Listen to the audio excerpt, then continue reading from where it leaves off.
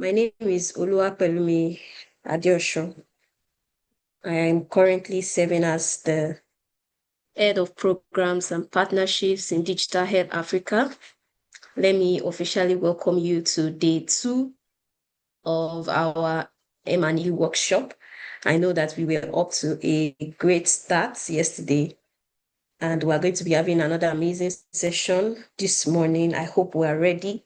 If we're ready for this session, I want us to drop in the comments that we are ready for this session 3 that we're going to be kickstarting soon. Yes. So if we are indeed ready, can you drop in the comments?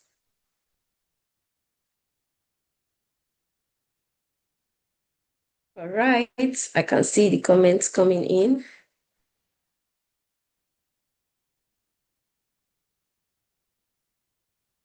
We are also ready to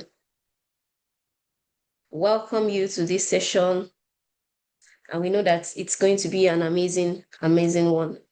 So I want you to drop in the comments as well something that has been standing out for you in the first 2 sessions that we had yesterday. Can you drop one thing that you have learned that is really going to stick with you in session 1 and in session 2? I want you to drop it in the comments. I'm hoping to read them.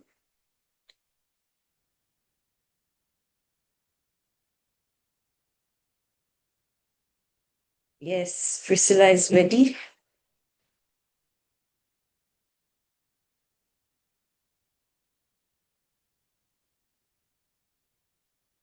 So I'm expecting some of the things that you learned yesterday in the comments. Please share with us what are those things that will be sticking with you from session 1 and session 2 yesterday. We're actually going to be playing a quiz very soon, like we did yesterday. But while we wait, I'd like to read from you what stood out for you in session 1 and in session 2.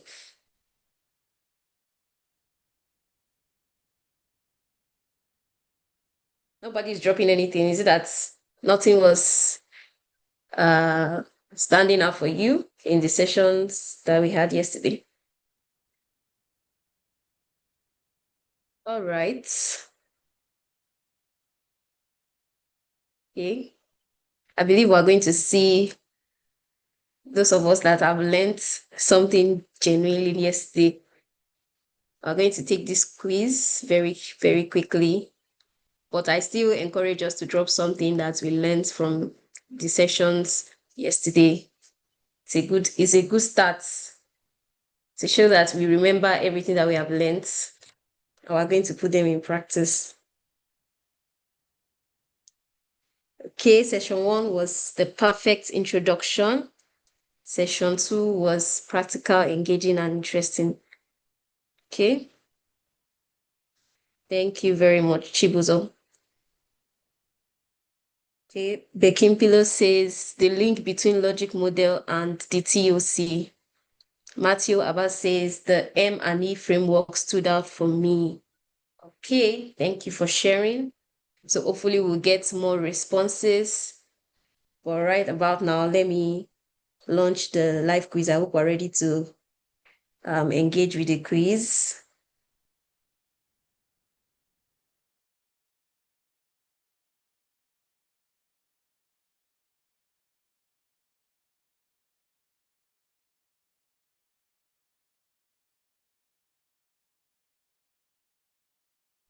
So the quiz will be up in a moment. Please give me a moment.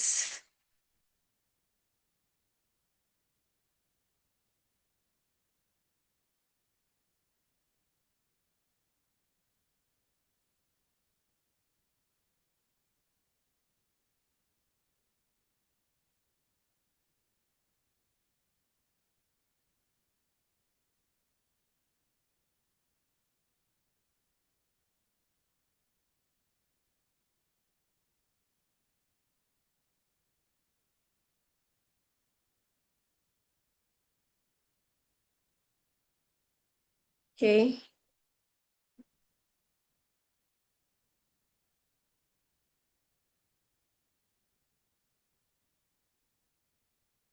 All right. So the quiz is live now. I want us to go to slido.com and enter the code. And just like that, we can take the quiz just to freshen our memory. Let's get started. Let's get started.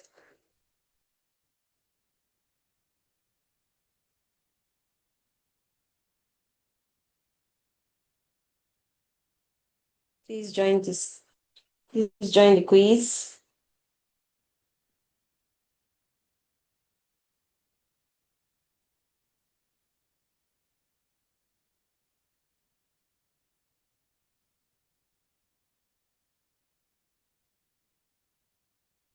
Let's join the quiz. Let's join the quiz. Let's take the quiz in few minutes.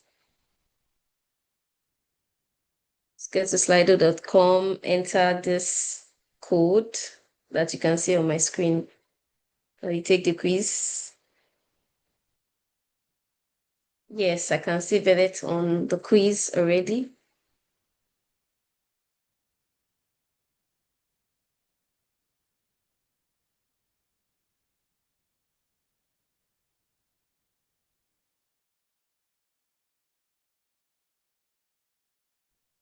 Thank you, Dixon Chavala. Okay.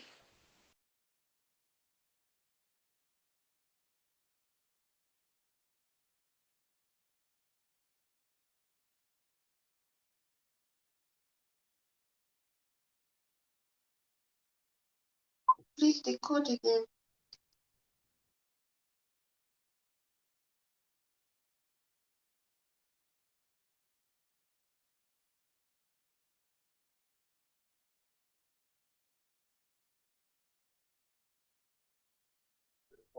So the code is on the chat.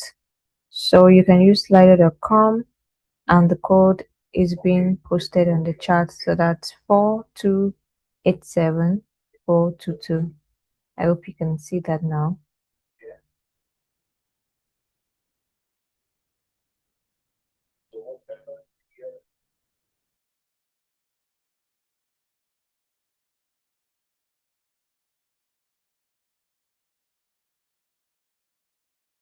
Hi, Palumi, we can no longer see your screen.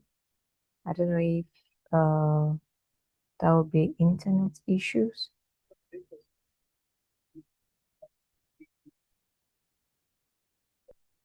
All right, so I think as we wait for Palumi to join back to start the quiz, would also like to share that the slides would be shared. So please do not worry. As soon as we get the slides from the facilitator, you will get it in your email.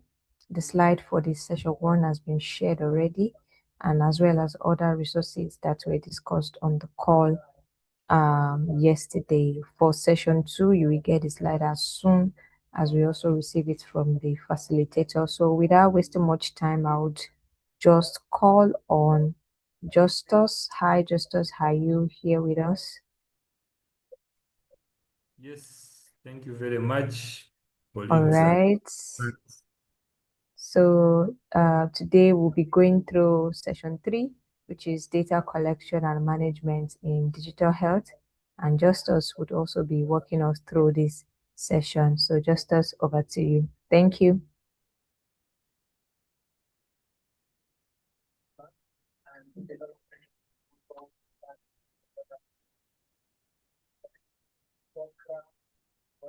Yeah, hopefully I'm clear and the Yeah, slides are.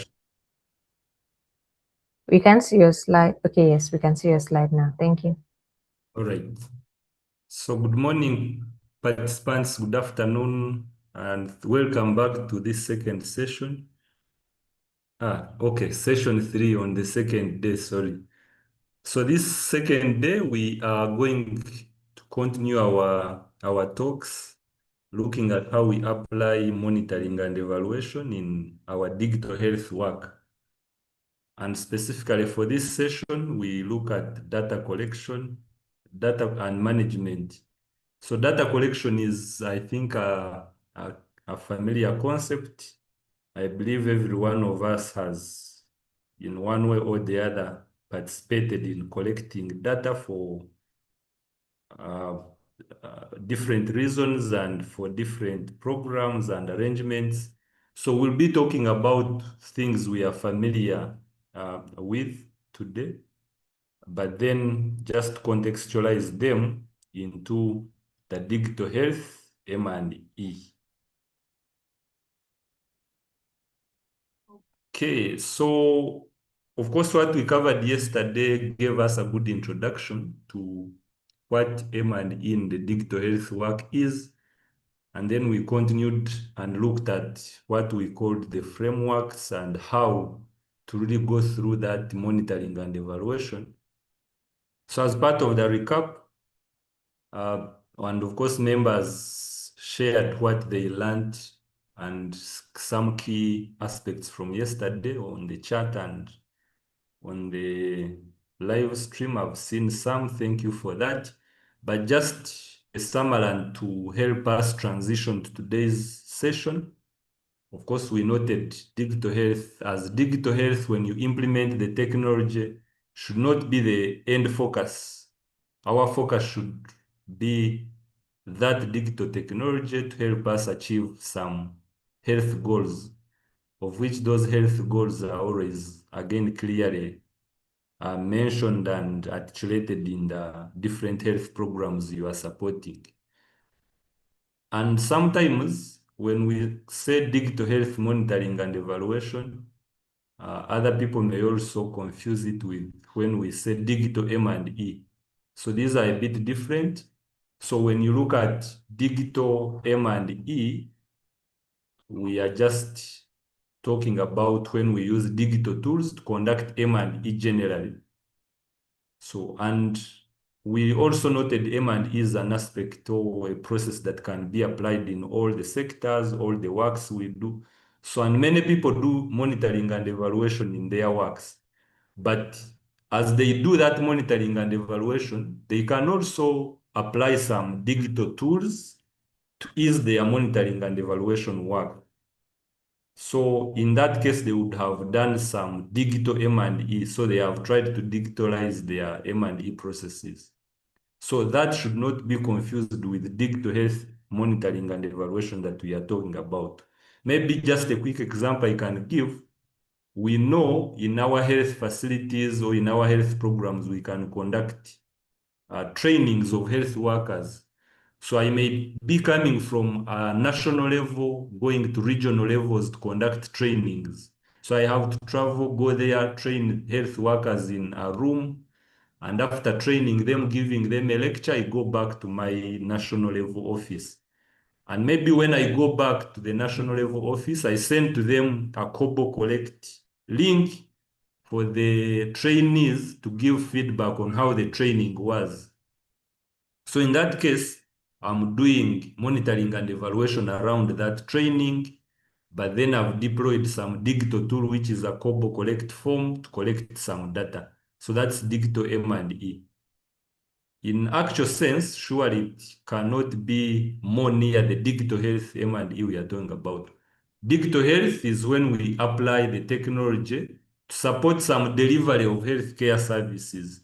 So in this case, maybe if we had deployed some e-learning mechanism for those health workers so that at any point they can always learn at their pace, at their time without limitations of trainers traveling from where to their region. So you see that there you're deploying a technology which is e-learning to support health worker training. So in that case, when you do some monitoring and evaluation around that technology, at least that you see is more near digital health that we are talking about. And clearly we mentioned this M&E work is done at all stages and has to be considered and even allocated resources from the start. Beyond that, we looked at the how part, saying that as we do that design of our digital health interventions, we always have to think through how the different resources and work we will do will lead to the desired results. And we termed that a logic model. We studied around aspects to do with inputs, activities, outputs, and results in terms of outcomes and impact. And for us to measure those or describe those results, we talked of a term called indicator, which we understood that it's a kind of a variable that will help us either measure or describe our results. And these indicators normally they help us in forming questions. For example, you can ask, when we deployed a reporting tool, an electronic reporting tool, how many facilities are reporting data very fast or quickly or in time. So in that way, you are using an indicator, for example, number of facilities or proportion of facilities that are reporting timely. And that indicator can be measured, and all the qualities we looked at for good indicators. And of course, when we use it, we are trying to answer the question. And that question can help us to make some decisions if we answer it. And as you do those measurements or descriptions, we also looked at aspects to do with baseline and then target values, where you now talk of the actual numbers. When I measure my indicator, maybe today I have 50% of the facilities reporting timely, but then because of the digital health application that I'm deploying for the facilities to report, I will be able to achieve 100%.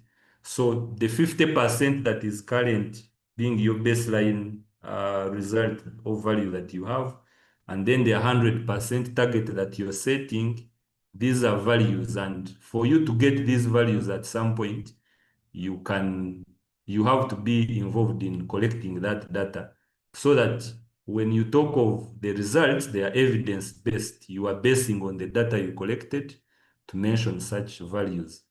And this will lead us to the data collection, because for us to be able to answer the questions that we have set, we will be able to be involved in some kind of data collection so that then we analyze that data and answer the question we are intending to answer.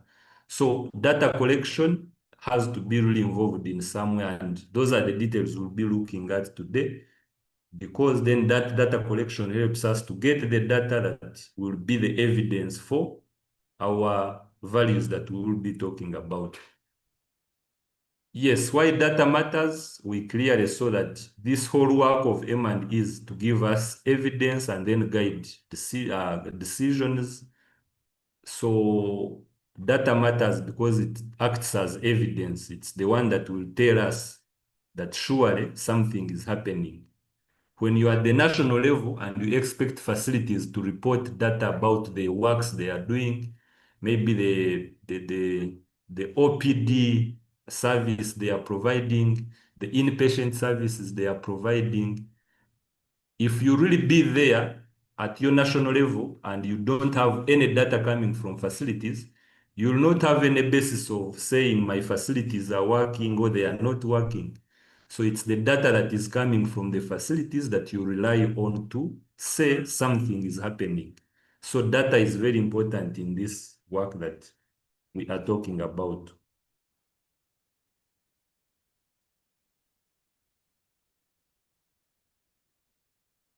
Okay.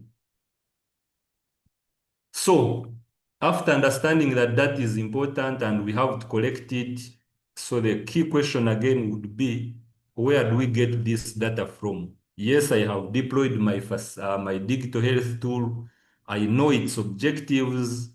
I know my target results. I clearly know all my logic is very well. We have looked at all the inputs. They are available. People are using the tool. They are happy. Oh, not even before you know they are happy.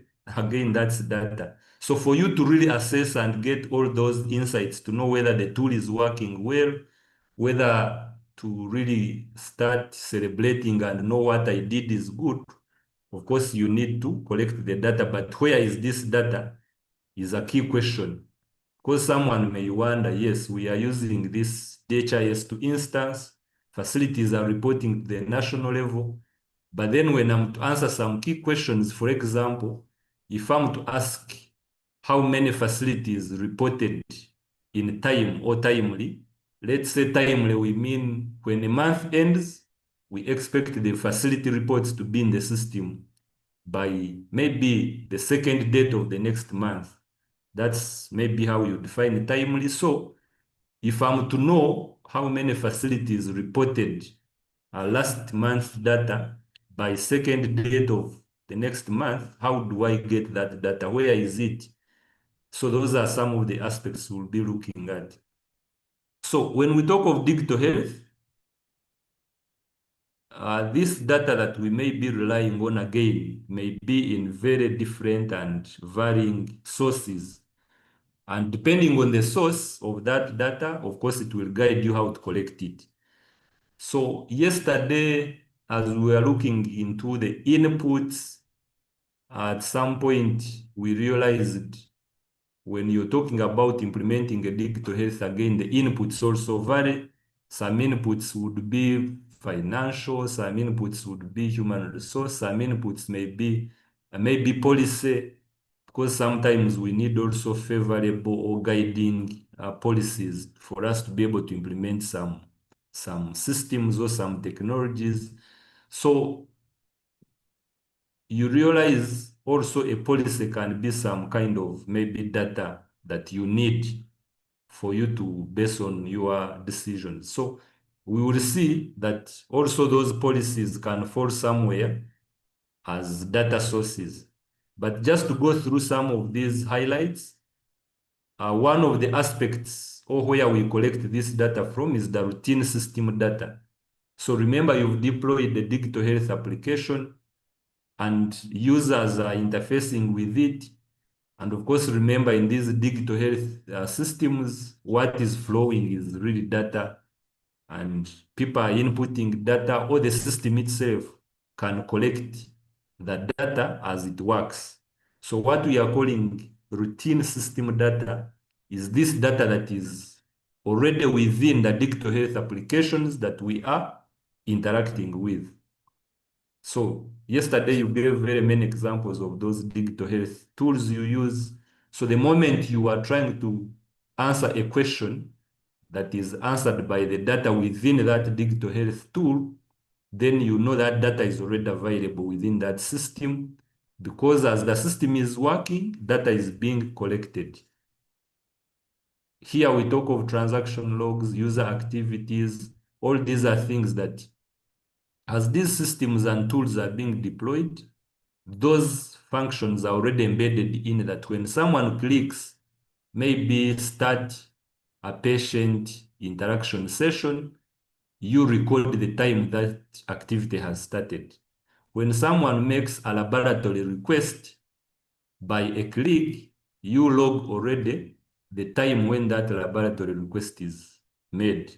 So you find those transaction logs can be already within the system. The user activities, those are what I was talking about. If someone logs in the application, you can, in the background, collect that data that Justice has logged onto this system at this time and is available to serve patients.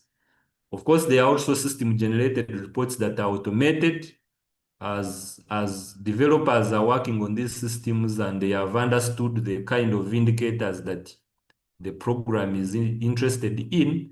Some of those indicators will be served or will be already catered for in automated reports, where maybe by the end of the day, the system will be sharing reports about how many patients connected or how many laboratory results were shared back through a digital system, or how many health workers are connected to attend some education programs. So those reports can also be system generated and they are automated within that as applications, so they are already available. So of course, I'm just giving here an example, but examples are really very many. You can also try to relate your digital health applications and relate and find out which data is already within the system that may help you to answer some M&E questions. Then, in scenarios where you are trying to answer a question that really cannot be answered by data within your digital health application, then it means you have to launch some kind of surveys for you to collect the data. And these are especially when maybe the questions are more relating to uh, people's experiences or users' experiences around the digital health they have used, or if you're trying to find out if their behavior or their experiences changed after interacting with your service delivered through digital health. So these are now areas where you reach out to the users, the stakeholders, ask them questions, and then get feedback from them. This feedback about their experiences, their knowledge, and maybe what they do may not be within the digital health application, but you want now to collect that data primarily from the user, from the stakeholder, and know what their field is or get their feedback. So in that case, you will design some kind of a systematic survey depending on your target users, depending on your coverage, and then launch it so that then people will answer those questions. These surveys can be again electronic, or if you really say you must reach them by paper forms, you can still reach them. And then you collect that data at the end of it, or you end up digitizing it and analyzing it. So those surveys normally target many users, and in many cases you are interested in quantitative data, where you want to say, when I reached out all health workers in the country, maybe you're trying to target the proportions of health workers who say this digital application is useful, is helping us to do work faster. So surveys, you're targeting large numbers of participants. When it comes to other kind of data that you may need, it may also be some qualitative kind of data where you target maybe specific groups of people to discuss and share with you their knowledge, experiences on some aspects of your application. So here you launch some interviews, and of course, for people who have interacted with qualitative methods of data collection, they are always good for when you target a specific limited number of participants, or if they are more in groups, then you meet them, try to run some interviews, and of course those interviews have to again be systematically designed based on your M&E questions, M&E objectives, and you meet with the members and ask them questions. They answer them as you are picking out the key themes of their discussions. Related to that, focus group discussions also help to get some qualitative kind of data that you may need in answering some questions about the M&E work you are doing. Another area is document review, because sometimes we realize if we are to answer key questions or questions around our M&E work, the data may not be anywhere in the system. It may not be within our target populations that we will ask them and they tell us, but then that data sometimes relies in documents that can easily be accessible from either stakeholders or on the different media where they are hosted. Key examples are always like reports, policy documents. In this case, you'll be relying on such documentation to collect some data. For example, you talk of if you are running a project, or if you are supporting a project that in some way utilize the digital health application, and then at the end of that project, they maybe document some experiences or document some results. So maybe at some point you may want to consult that report to pick some values. Maybe if the report is talking about the different work they conducted, then you will end up capturing some data from it. If some Ministry of Health quarterly or yearly reports are telling you numbers of maybe cases reported, new cases reported, or even numbers of target death that you are interested in. So you'll be relying on such reports to say, this report in the first quarter was telling us the situation was either high, and after doing some interventions using our digital health application, within the second quarter, the report is now saying at least the situation has improved. So in that case, you're relying on such reports and documents to collect your data, which you'll base on to say, my values that I'm talking about are referring to this report source. That's where I'm collecting my data.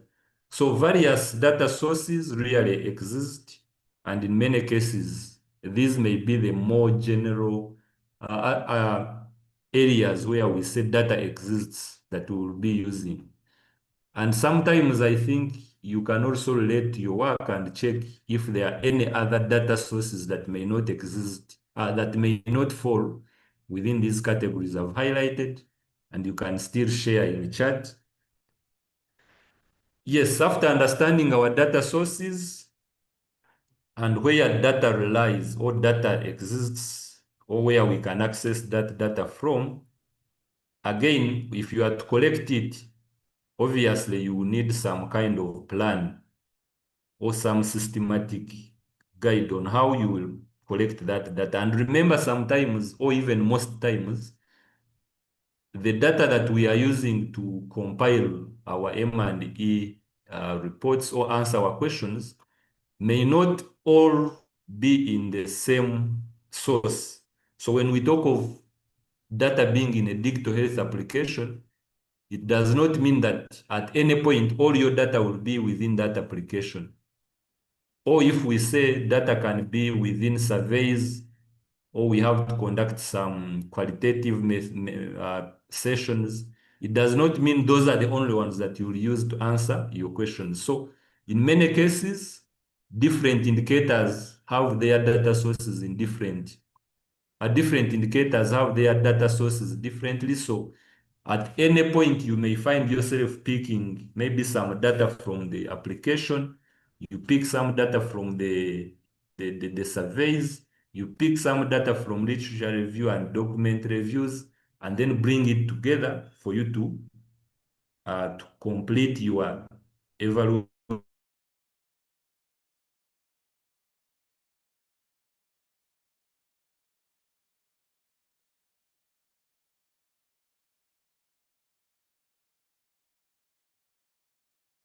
But you start from your evaluation or monitoring questions you are interested to answer, and of which those questions, for sure, they rely or they have to be within the results framework or the logic models we saw yesterday. So everything has to be relying on your input, the outputs, the outcomes, and the impact. Because any exercise you're doing, it must be within those results areas.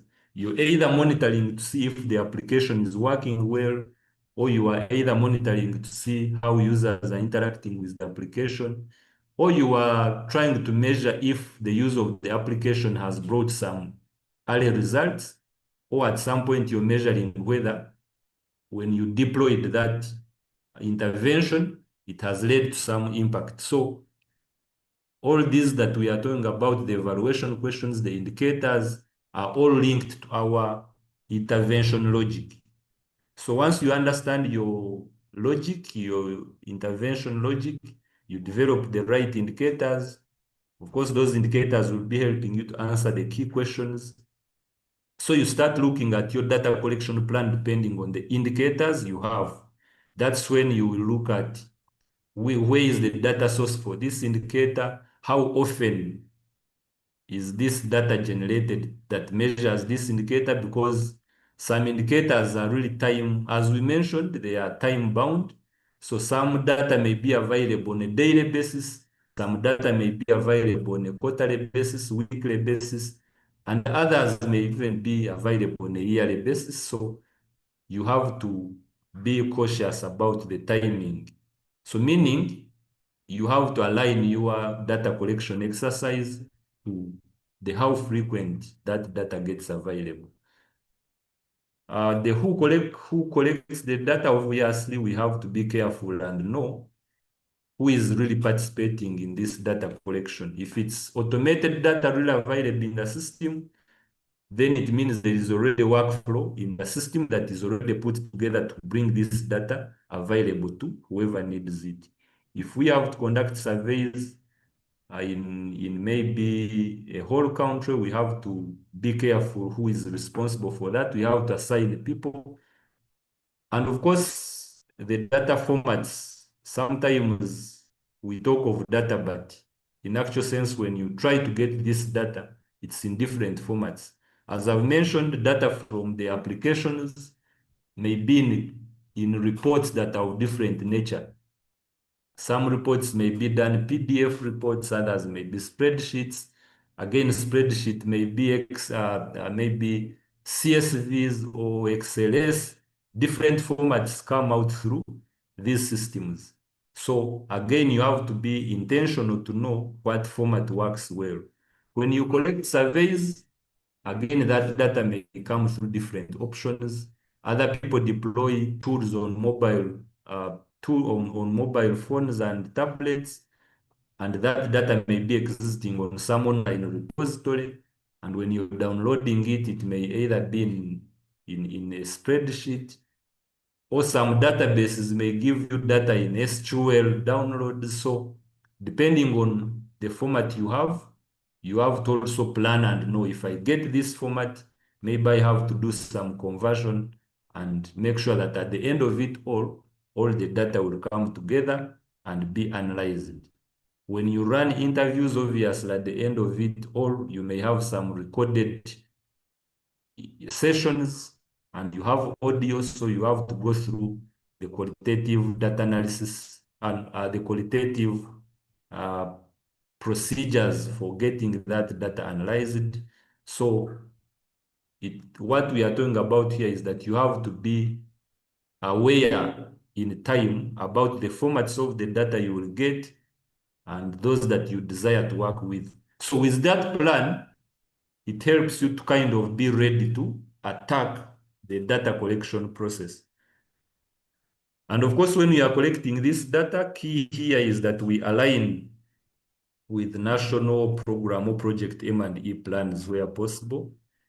Yeah, so the aspect of M&E plan, I think it relates more to yesterday's session where we looked at the logic aspects to do with who is collecting data about which indicators, how often. So sometimes projects can have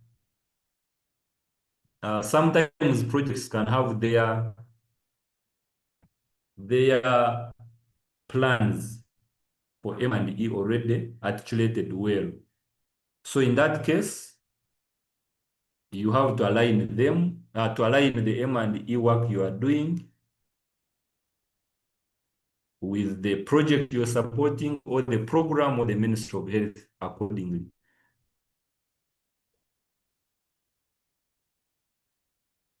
Yeah, and as we talk of this data collection, and of course, depending on the data to do the M&E work, there are other aspects that come in play. When we talk of data, it's not that every data would be useful. I remember yesterday, as Elizabeth was talking about data, she emphasized this data has to be always accurate. It has to be of quality. So there are some quality aspects that have to be really paid attention to for you to use that data. So if you are sitting at a national level office and you expect to receive data from health facilities, and you are to really depend on that data to make national decisions, of course, it will be really bad if facilities give you data that is not correct, and then you also make decisions which are depending on data.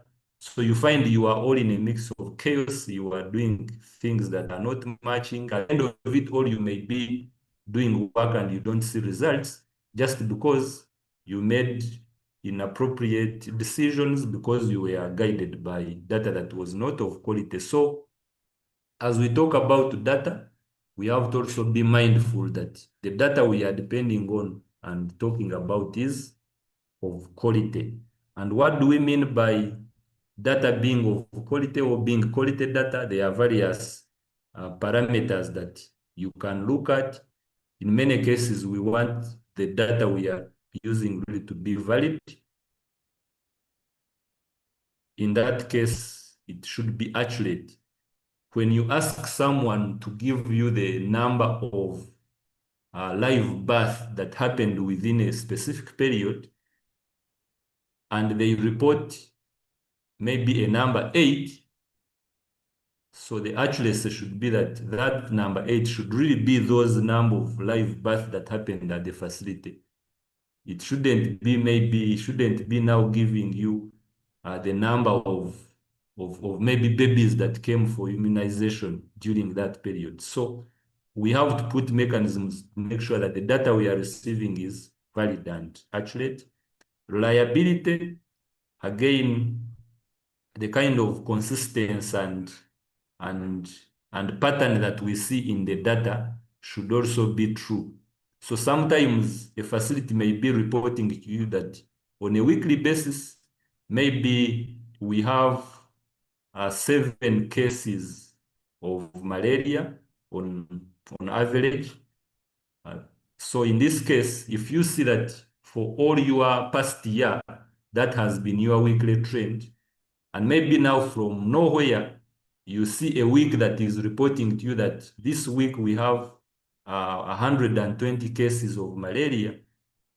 It shouldn't be something you really take lightly and just continue to use that data because it's kind of not consistent with the old trend you've been looking at. So that's something that you have to really pay attention and find out if that data is accurate and you can use it or you can rely on it before you go on. Timeliness, this is something that we are all aware about. Normally, this data reporting or the data that we use has to be within some time frames.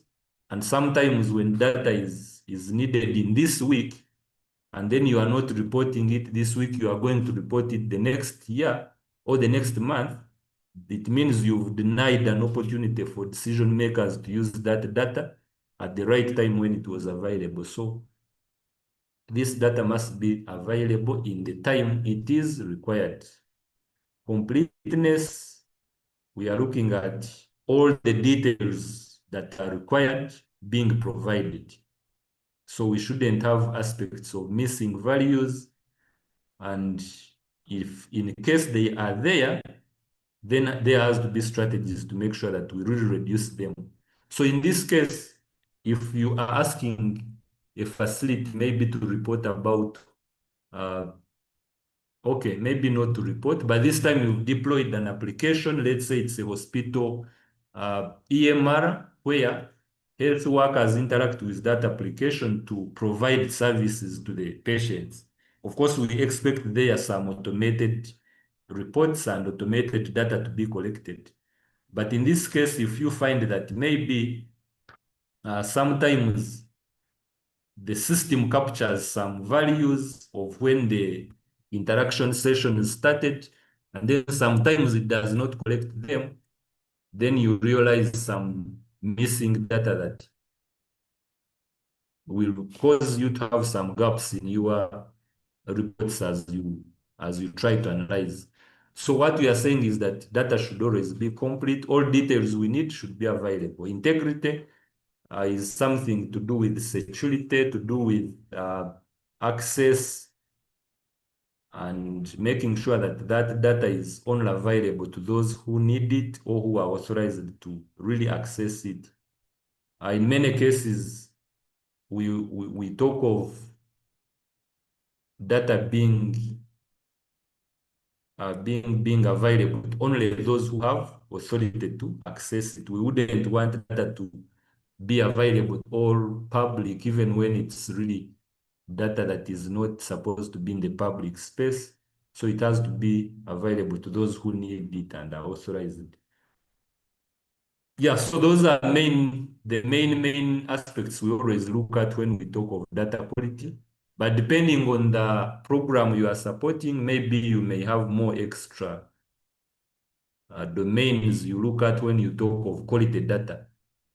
Yeah, so again, that has to be contextualized in your setting that you are in. So how do we ensure this quality happens? Yes, we know quality data should be coming in time. It should be really accurate. It should be complete. But where do we get that confidence to say our data is valid, our data is reliable, our data is complete? So normally there are checks you can always put in place and be sure that when you say my data is accurate, then you also have a basis. So normally programs and projects have what they call data quality checks that they put as you are building your data collection tools or your reporting tools, you put in those checks, for example, uh, depending on the dimension you are trying to control, there will always be how to put those checks. For example, we know when we are talking of digital applications, within the application itself, there can be checks that for sure, when someone is reporting to us the number of malaria cases in a day, they should not be greater than the number of patients they interacted with that day. So for example, you will see that such a check is already available to prevent uh, people or systems to report wrong data. Other checks that are there, maybe in terms of timelines, we always say that uh, maybe such reports have to be reported or provided within specific dates of a month. And those checks can be within the system so that people are prompted to report data within that time. And whoever has not reported can always be reminded. And at any point, you are sure, or you have even those prompts tell you that this number of facilities reported within time and others have reported late. So different approaches can be applied. And of course, for data that you collect manually, you also have to put some checks. If someone tells you uh, they have not received any male, oh, okay, they have not received any female patient on that day. Obviously, for any female related services, you wouldn't expect to see any other numbers. If maybe they had reported number of patients in a day as male some number and female zero, then when it comes to female related services, obviously we expect those. We shouldn't have any number beyond a zero. So such checks again can be really good. Some questions can be, if you said yes, you skipped other questions because then you're trying to prevent that data to be filled in. Yeah, check. Of course, we made all these have depend on our indicators, and we said those indicators must be clear. If you read out an indicator, everyone should understand it clearly what it means. You shouldn't ask data about polio and then someone is giving you data about COVID. Training for data collectors, yes, where you are involving people to collect the data, they have to be trained through to understand all these aspects of quality so that they are able to, at the end of the day, collect good data. The routine data quality audits, those are very important. At any point, there has to be someone responsible or overlooking or overseeing that whole process to always check if the data is really accurate, if there are some higher values that are being quoted, maybe they are out of expected value, so that you collect those issues timely as they happen. And the feedback loops are all about people who are doing data review and you've maybe found some data quality issues. It means you will send back some communication to where that data is coming from Maybe you sit with them and show them where the issues are, and then they go through their collections. So it shouldn't again be a burden to one side that is receiving wrong data. You also have to engage other stakeholders so that you understand why is this data coming through wrongly. You reach a consensus of the way forward, how to prevent that problem. So key message here is that there are strategies you can always put in place to monitor the quality of your data, to enhance the quality of your data, to make sure everyone is involved and they understand the importance of having quality data within our whole processes. Okay, and as we do all this data utilization, there are aspects around the ethics and ethical considerations we have to observe. These days, we appreciate the use of data, the use of digital tools is increasing, and of course, holders are also concerned about if data is being utilized ethically or in good ways.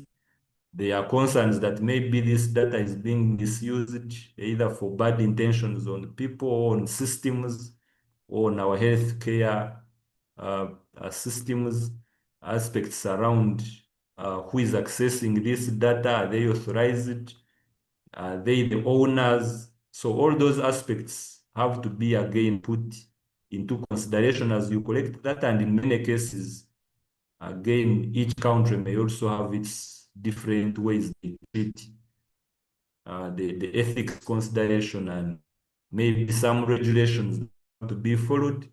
So in that case, also have to be aware that as we deal with data, as we are practitioners who guide other people to use data to make decisions, we have to follow or work within the available regulations. We've learned from the research teams that every time with someone to collect data, there has to be some informed consent. People have to be aware what data they are giving you. They have to be aware how you are going to use it. And then they give you data when they are free and they have accepted that it's okay, I'm giving you this data, go and use it. So when you interact with people in the different surveys, or even as people interact with our digital applications, they have to be aware of the data you are collecting from, and they should either accept or reject to participate in such data collection. And sometimes, of course, some data collections are mandatory, but again, people have to be aware. Because, for example, if a Ministry of Health has put a national system where all health facilities should report data about their work, obviously it means it becomes like mandatory for every health worker to use it. So in that case, some responsibilities come as automatic. You must use this application because it's the national level application that has been provided. So again, people should be aware of such obligations that come automatic by virtue of their roles in the health sector. Then sometimes these health digital tools deal with data that can easily identify people, because you're talking of patients, you're talking of health workers, you are talking of service providers who you identify by either names or some numbers. So it means at any point, if I access your digital health application, I'm able to know that a health worker A is the one who maybe provided consultation services to patient X, and then maybe a lab technician Z is the one who ran a test for this patient. All those identifications are available within the digital health application. So at any point, if at all we talk of now data analysis and data sharing, in many cases we need to make sure that data we are going to share does not go with all those details attached. In many cases, we do aggregated data is what we really work with in terms of analyzing trends, analyzing indicators. So, but of course, you have to pay attention and make sure that happens as intended, so that some privacy aspects are not really mishandled. Of course, we talked about the frameworks. Normally, ministries of health may have regulations where they say health data should be handled in ABCD ways, and they put some boundaries within which data handlers work. Or Ministry of Health may also be depending on some other kind of national regulations that talk about data governance and how data should be utilized. So all those you have to be aware about them as M&E practitioners and follow them as you implement your digital health applications.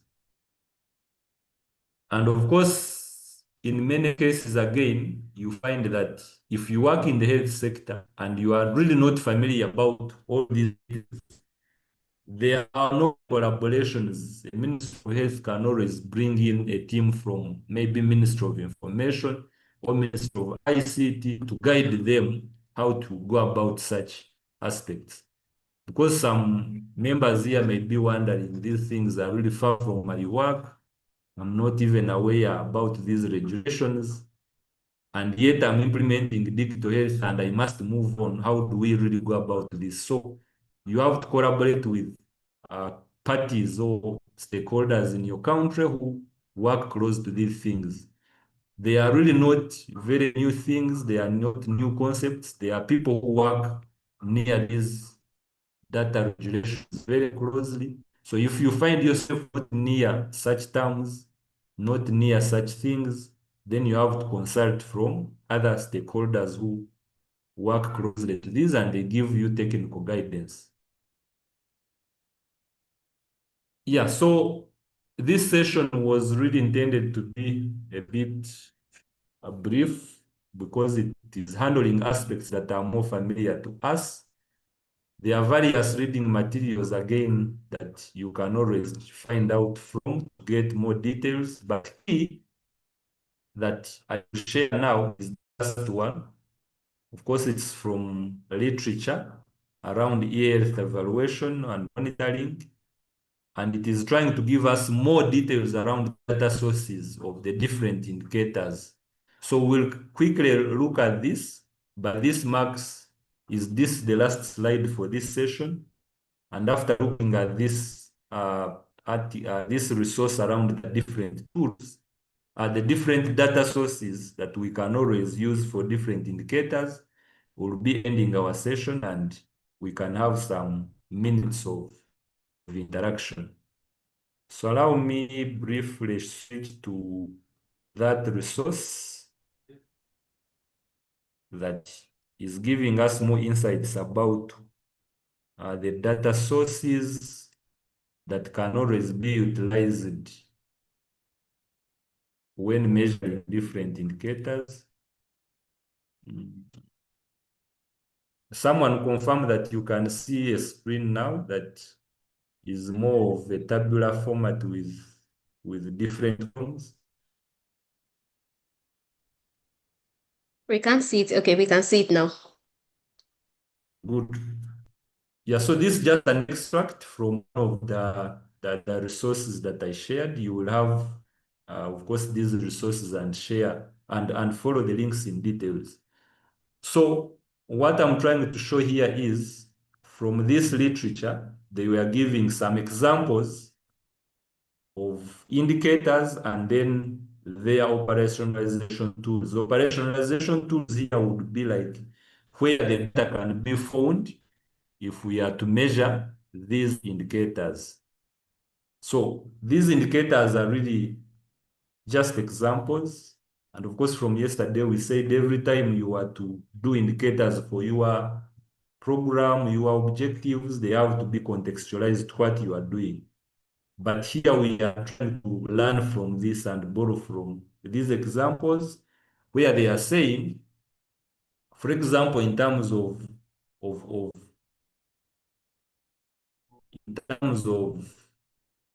let me check in terms of starting to do a digital health application. Some of the quick questions that you would be wanting to answer as you monitor the progress of your work is if the digital health application works. And of course, we can clearly see this is most likely part of the inputs and activities that you do to put up the technology together and it's ready for use. So as you go through that, they are guiding us that you really need to do a needs assessment. And in that case, you are trying to answer if there is availability of documentation of needs assessment that will, of course, guide the development of the application. And what we see here is that if you are to answer that question of if there is documentation of the needs assessment, the source of that data or where you will depend on to answer such a question is maybe the needs assessment reports, the ones you can look at and then know, okay, the needs assessment was done and it's okay. It was available, so this system was developed based on some needs assessment. So this last column that we are called, that they call operationalization tools, is the one I'm trying to focus on to say that the different data sources you can use to find out where data about these indicators is. So you will learn this and learn more, and I'm trying to give you introduction on what it means.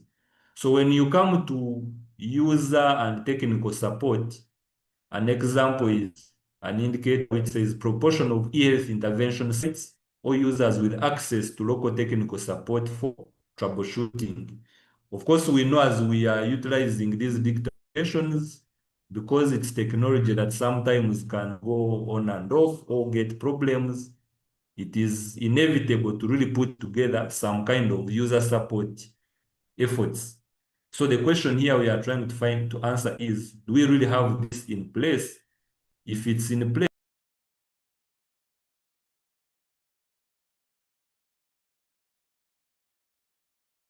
Sorry about that. I think he just dropped off the call because of network connectivity issue. Hopefully, he will join us soon again. Okay. Welcome back, Justice. sorry, I had a disconnection a bit, but I You are muted. We cannot hear you. should be on now. Thank you very much. Can you hear me now? Yes. Good. So I was giving an example just to find out this indicator which says we need to know the proportion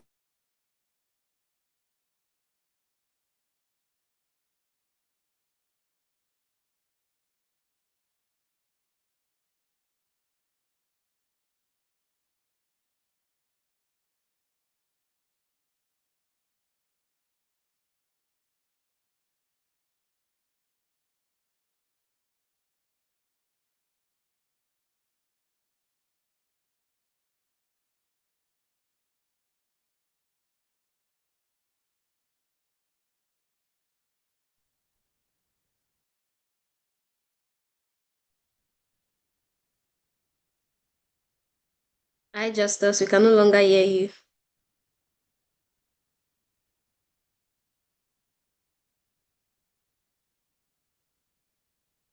Okay, so I believe you will join us soon again. Apologies because his network has been fluctuating. But can you hear me? Can you all hear me? We can hear you. Yes, Yes, can we hear can you. hear you. Okay, so when he joins back, we're going to be having our question and answer session. So I want you to start dropping your questions in the comments so that we quickly take that when he comes back. Thank you very much. So if you have any questions from today's session on data sources, collection, quality data, reliable data, you can then drop them. I can see some of the questions already. So as soon as Justus joins us back, we're going to continue with the Q&A. Thank you.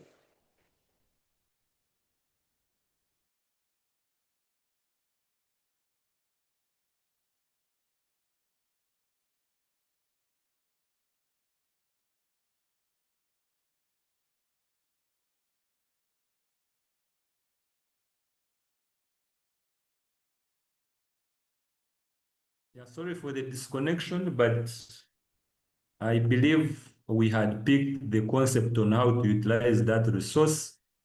So in the interest of time, we can end and switch to questions and answers and discussions. Thank you very much. So the participants have started sharing their questions in the comments already. So I will just read one and then you can help us answer. Thank you very much for the amazing session. So Chibuza says, how do we mitigate problems with incomplete data in situations where participants who earlier signed consent have some of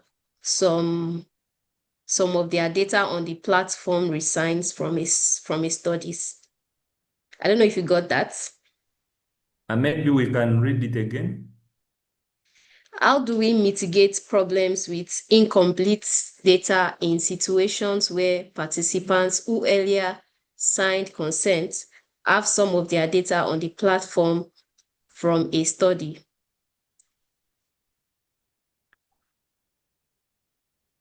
Okay, so maybe what I picked is that the scenario is a participant consented to provide data, and then somehow, in some way, we find then the data that either we collected or that they provided is not complete. So of course, in that case, the fact that you have consent from someone to collect the data or to use the application, it means you are free to go back and collect the missing data. So hopefully that if it means it's again in your control to put mechanism to get a way to collect that data that is missing. Either if it was data collected from an individual, so you have a way to go back and collect it. Or if it is data that was meant to be provided by the automated digital health application, then that means there is a problem within that application that prevented that data to be complete. So it means there has to be a mechanism to fix that problem. If it's a software development issue, it has to be done. Or if it's a report construction design issue, then it also has to be solved by the relevant team members. Yeah, you can submit that. Hopefully it answered the question. And in case we didn't pick the question very well, they can clarify. Thank you. Chibuzo, can you let us know if you answered that question to your satisfaction? So you can raise your hand if you want to rephrase the question. Michael, I can see your hands, but please give me a moment. Let me read this next question while we wait for Chibuzo. So Khalifa is asking, the main challenge in digital health is data privacy issue.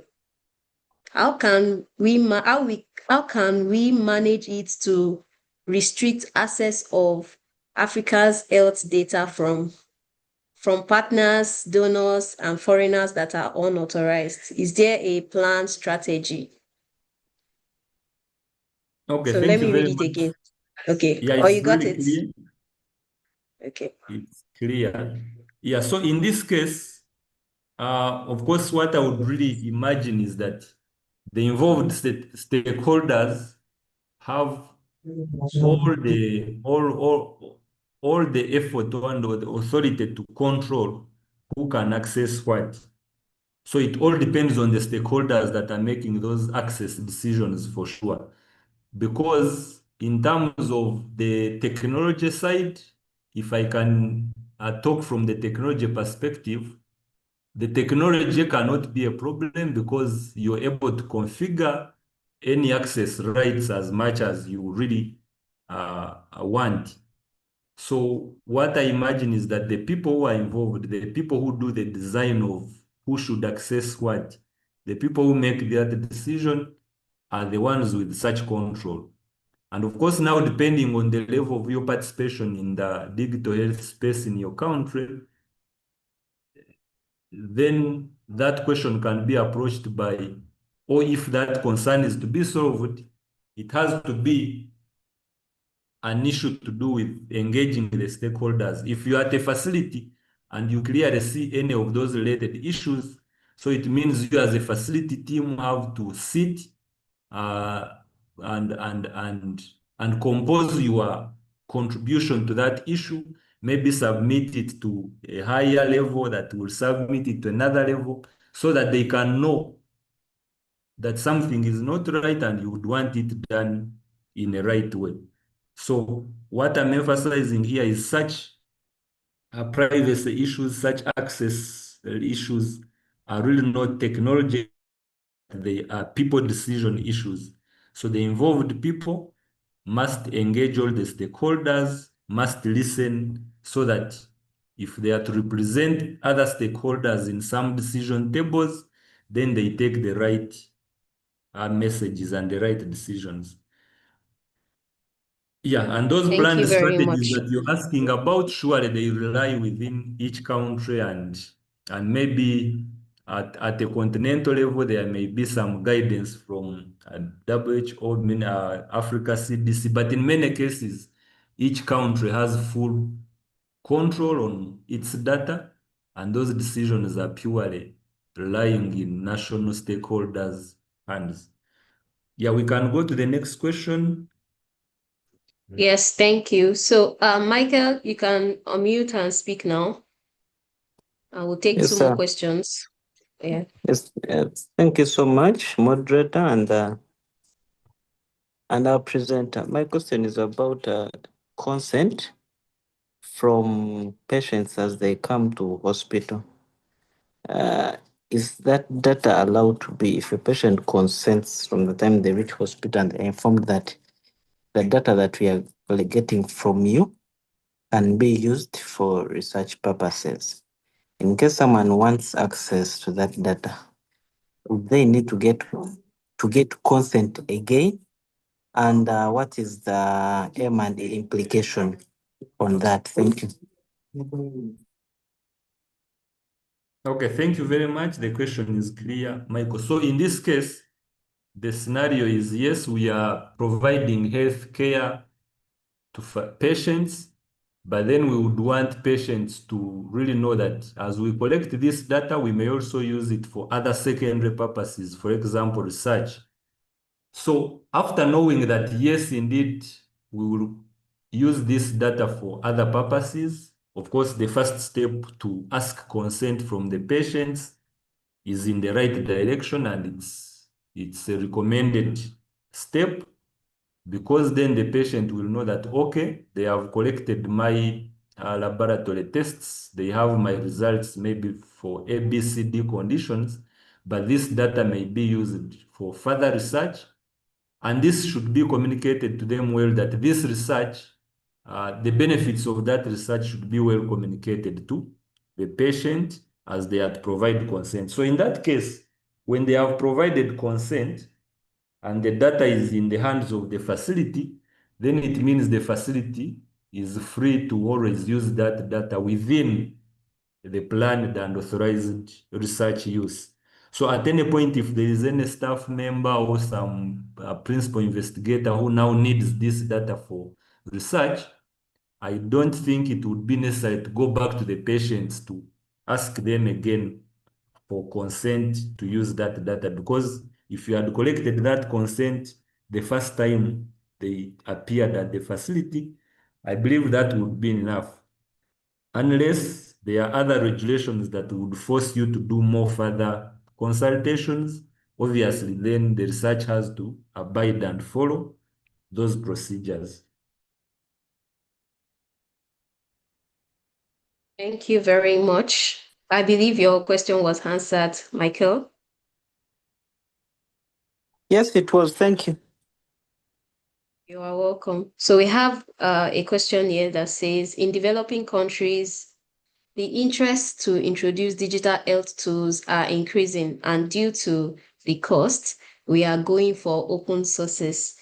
These open sources databases have security issues and have an impact on privacy. What M&E tools should we use, especially in system design? So this question is from Belete Gabriel. I'm sorry if I mispronounced your name. Yeah, thank you for that question. Indeed, what you mentioned are facts. Digital health implementation sometimes can be costly, and of course, sometimes because we do not want maybe to pay a lot of money in some licenses, we end up going for open source tools. Yes, that's true. And of course, some cost will be saved. But also, as you mentioned, you said then those open source tools have security issues. So what I would mention in such a case, the team that is implementing obviously has to be a composite team that has all the required expertise. So for example, at the point you are trying to make a decision of which tools should we use or which technology should we use to put together our system that we will use in digital health. So at that point, you see the decision that has to be done is what tools should be used. And there has to be some assessment to really look at the advantages, the disadvantages of those tools. So if you realize tool A is maybe secure, but then you have to pay some licenses, then tool B is open source, no license costs, but then there are these security bridges or breaches. Of course, now you weigh and you have to really inform the involved stakeholders that this decision is being done in light of these factors. We are dodging cost here, but then we may run into a security issue here. That is one action you have to do clearly. But also, after identifying that security issue, it comes back to the team that is implementing. These open source solutions are open as the word is, in that you are able to customize them. So if your team has been able to find out that there is a security issue here, for sure, I also believe there should be a way that security loop can be closed. For example, if you look at an open source solution, it means you have all the code base with you. So you are able to investigate the code of the software line by line.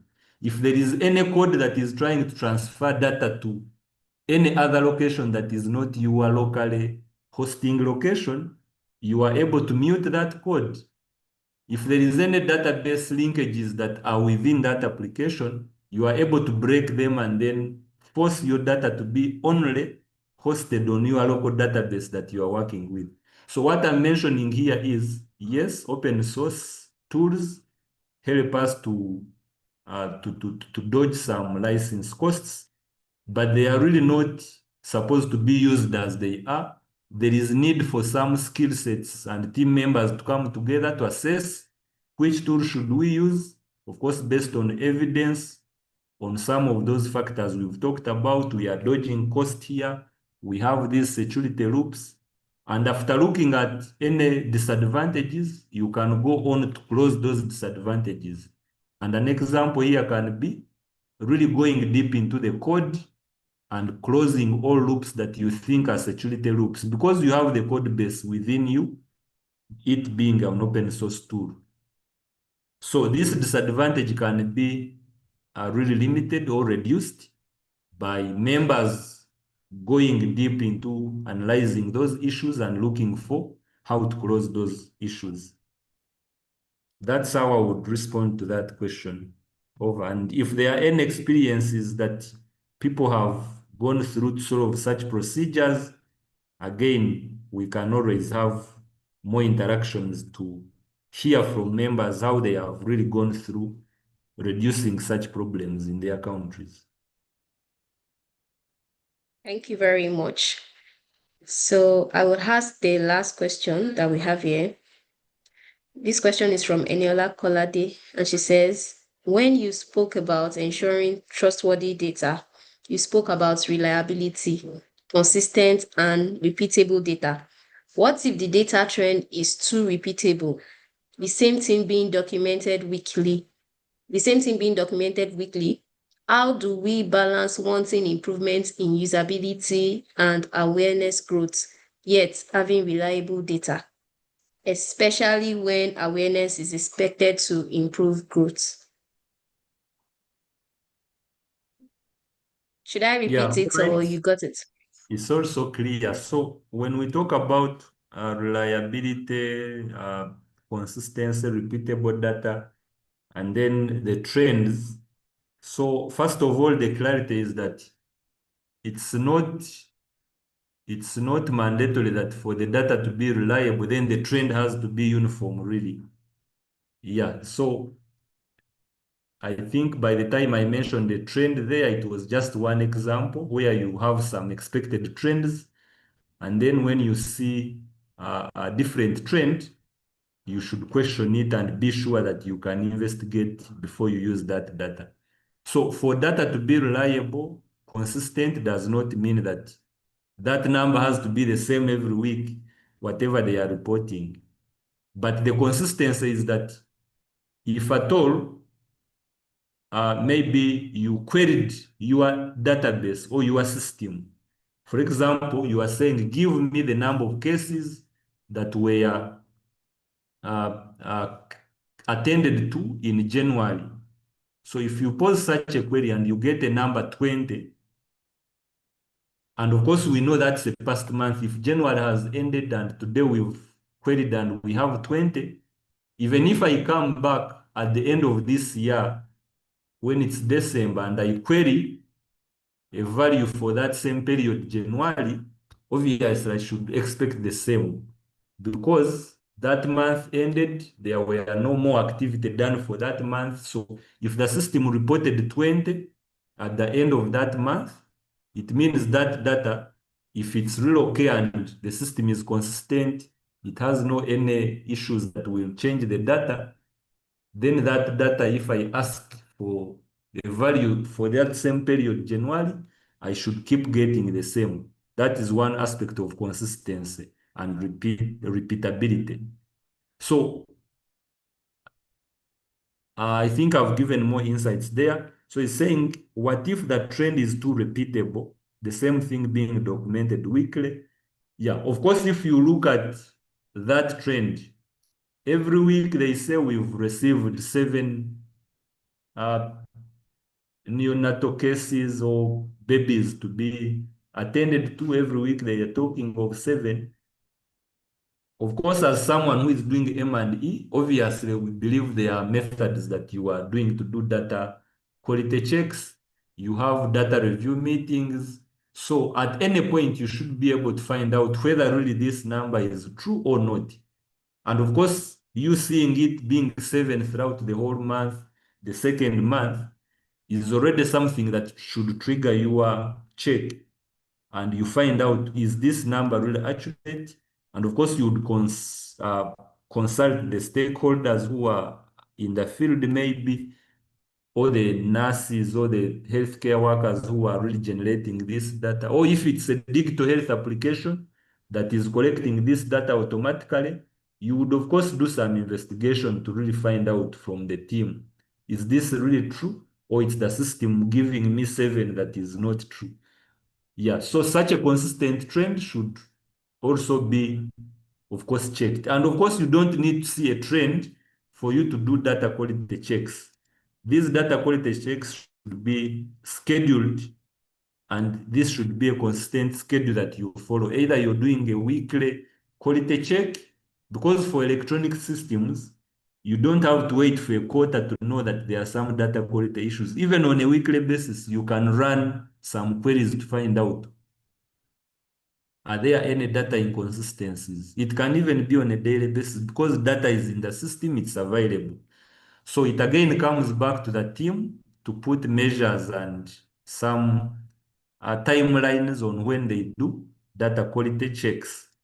Then the other part of the question, how do we balance wanting improvement in usability and awareness growth, yet having reliable data?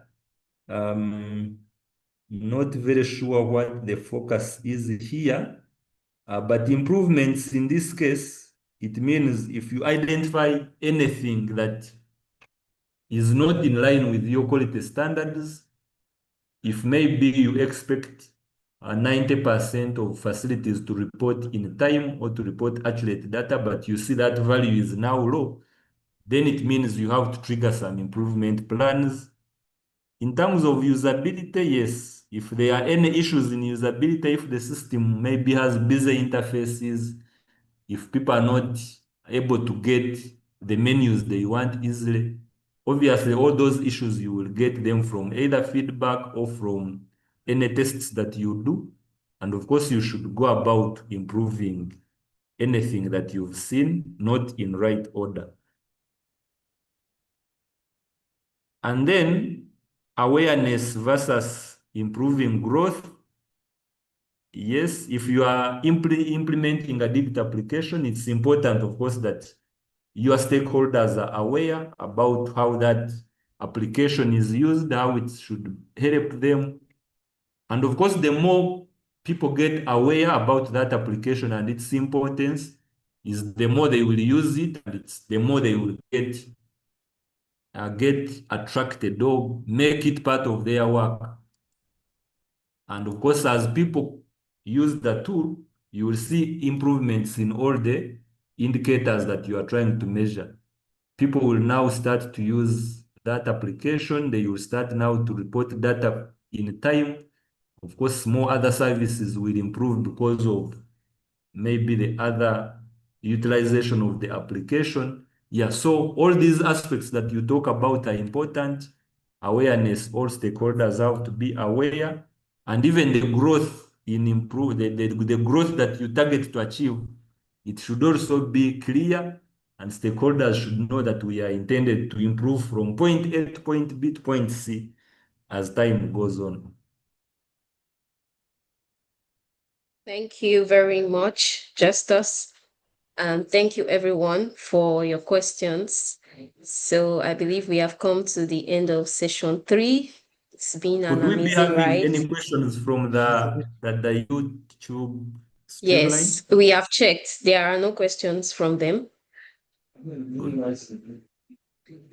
So thank you very much for taking us through data collection and management in digital health M&E.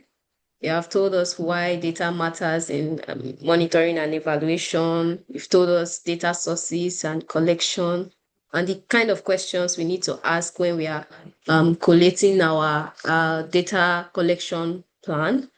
You have also mentioned data quality and reliability. So I believe I've learned a lot from today's session, and the participants, they can also attest to it. Thank you for staying true till this very moment. We appreciate your time and your commitment. So now we're going to be having our quiz that we couldn't have at the beginning of the session, after which we'll have the announcement and we close today's session. So I want us to quickly take the quiz. It won't take much time. So some of us have already joined the quiz before. You can go back to Slido, slido.com, and enter the code. Each of the quiz question would take 20 seconds. I want us to be very fast so that we can answer the questions. So question 1.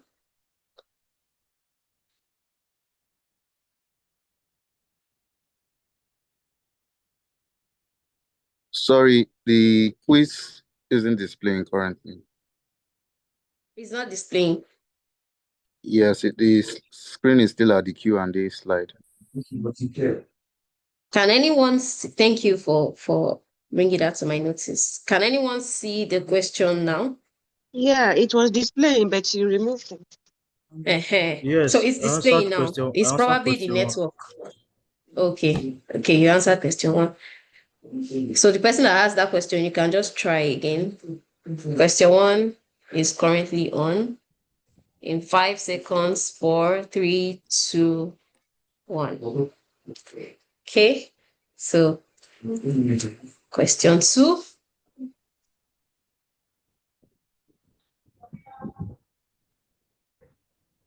can see the leaderboard. Question two is on now.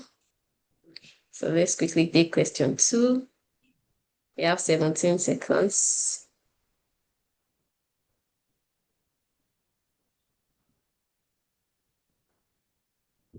Question two is gone in 4, 3, 2, 1.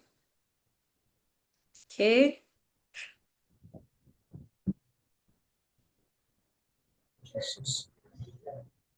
Okay, we have another person on the leaderboard.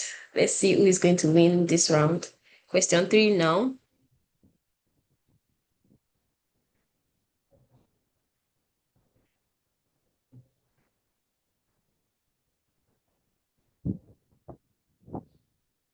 Question three will be gone in 4, 5, 4, 3, 2, 1, 0.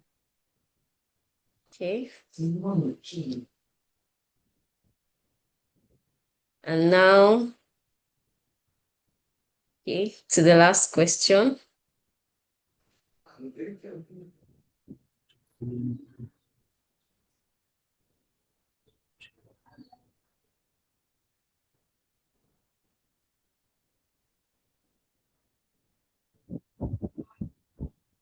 Question four, we will out of your faces in 3, 2, 1, 0. Okay.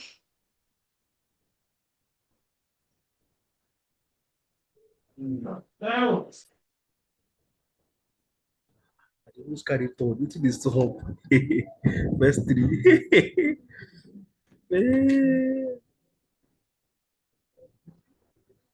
So we can see on the leaderboard, we have Becky Glovu. Can we send our love emojis to celebrate her for winning this round? Thank you for participating in this particular session.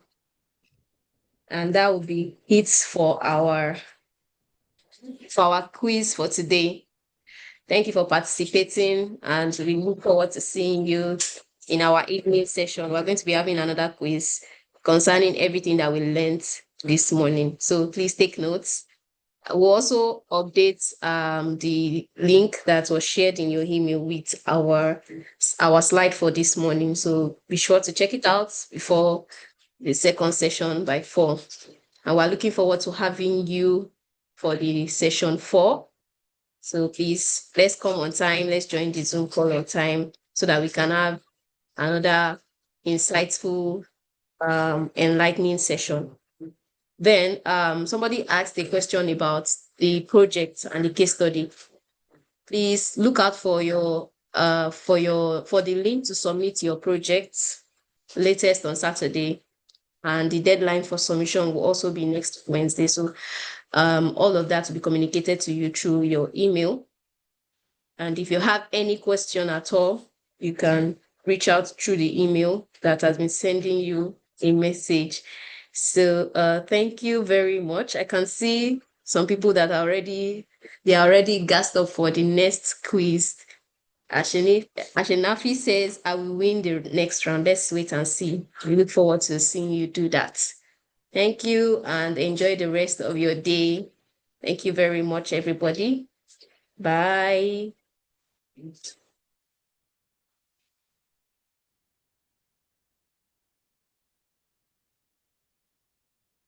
Bye, everyone. Thank you, everyone. Bye. Bye.